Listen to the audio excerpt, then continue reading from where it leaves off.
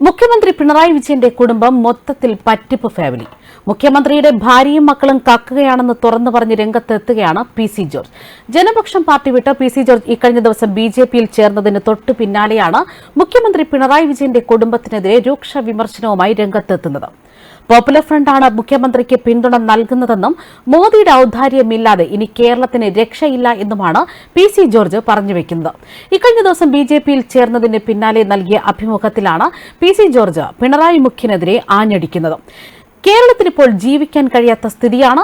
മുഴുവൻ കർഷകരും ആത്മഹത്യ ചെയ്യുന്നു. ചെറുപ്പക്കാരെല്ലാം ഇന്ത്യ വിട്ടു പോവുകയാണ്. അതിനിടെയാണ് പിണറായി വിജയന്റെ ഈ വൃത്തികെട്ട കൊലപാതക രാഷ്ട്രീയം.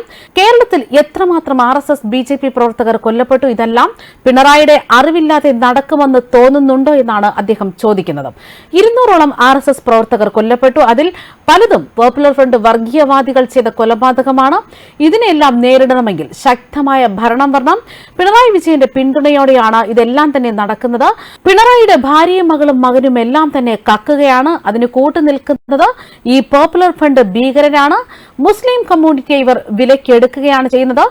ഒരു കാലത്തും ഉണ്ടാകാത്ത സാമ്പത്തിക വളർച്ചയാണ് മോദിയുടെ ഭരണത്തോടെ രാജ്യത്തിനുണ്ടായിരിക്കുന്നത്. അദ്ദേഹത്തിന്റെ ഔദാര്യമില്ലാതെ ഇനി കേരളത്തിന് രക്ഷയില്ലെന്ന് തന്നെയാണ് പി സി ജോർജ് പറയുന്നത്.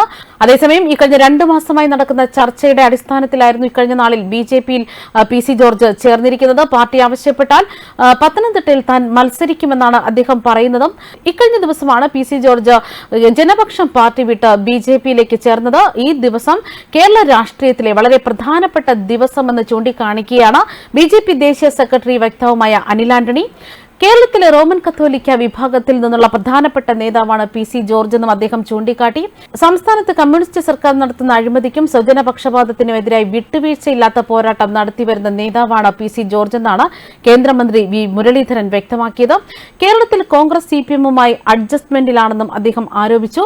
ന്യൂനപക്ഷങ്ങൾക്കിടയിൽ BJP-ക്കെതിരായി നടത്തുന്ന വ്യാജ പ്രചരണങ്ങളെ പി സി ജോർജിന്റെ പ്രവേശനം തുറന്നു കാട്ടുമെന്നാണ് അദ്ദേഹം കൂട്ടിച്ചേർത്തത്. അതേസമയം ഡൽഹിയിലെ BJP ആസ്ഥാനത്ത് കഴിഞ്ഞ ദിവസം ഉച്ചയ്ക്ക് 2 മണിയോടെ നടന്ന ചടങ്ങിലാണ് ജനപക്ഷം പാർട്ടി ഉപേക്ഷിച്ച് ജനപക്ഷം പാർട്ടി ഒന്നാകെ BJP-യിലേക്ക് ലയിച്ചു എന്ന വിവരങ്ങൾ പുറത്തുവരുന്നത്. ഇതോടെ കേരളത്തിൽ BJP-ക്ക് ആദ്യമായി UDF ഇടത് രാഷ്ട്രീയത്തിൽ സഹകരിച്ച ഒരു ഘടകകക്ഷിയെ കൂടി കിട്ടുകയാണ്.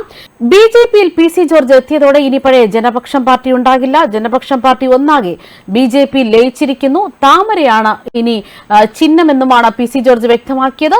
പി സി ജോർജ് BJP-യിൽ എത്തിയതോടെ കേരളത്തിൽ മെത്രാമാരിൽ നല്ല സ്വാധീനമുള്ള ഒരാൾക്കാണ് താമര പാർട്ടി കിട്ടിയിരിക്കുന്നത്. എന്നാൽ ഈ നീക്കത്തിൽ പി സി ജോർജിന് പൂഞ്ഞാറിനെ വീണ്ടെടുക്കാനാകുമോ എന്നത് വ്യക്തമല്ല. കാരണം പി സിയുടെ അടിവേരുകളെല്ലാം പൂഞ്ഞാറിൽ നിന്ന് മായുന്ന കാഴ്ചയാണ് അടുത്ത കാലത്ത് കണ്ടിരുന്നതും. ഡൽഹിയിലെ BJP ആസ്ഥാനത്ത് കഴിഞ്ഞ ദിവസം ഉച്ചയ്ക്ക് 2 മണിയോടെ നടന്ന ചടങ്ങിലാണ് അദ്ദേഹം BJP അംഗത്വം സ്വീകരിച്ചത്. കോട്ടയം ജില്ലാ പഞ്ചായത്ത് അംഗവും പി സി ജോർജിന്റെ മകനുമായ അഡ്വക്കേറ്റ് ഷോൺ ജോർജും ജനപക്ഷം പാർട്ടി സെക്രട്ടറി ജോർജ് ജോസഫും BJP ദേശീയ നേതാക്കളിൽ നിന്നും അംഗത്വം സ്വീകരിച്ചു. കേന്ദ്രമന്ത്രിമാരായ രാജീവ് ചന്ദ്രശേഖർ, വി മുരളീധരൻ, ഒപ്പം കേരളത്തിന്റെ ചുമതലയുള്ള പ്രഭാരി പ്രകാശ് ജാവ്ദേക്കർ, അനിൽ ആന്റണി എന്നിവരുടെ സാന്നിധ്യത്തിലായിരുന്നു പി സി ജോർജിന്റെ പാർട്ടി പ്രവേശനവും. ന്യൂസ് ഡെസ്ക് കർമ്മ ന്യൂസ്.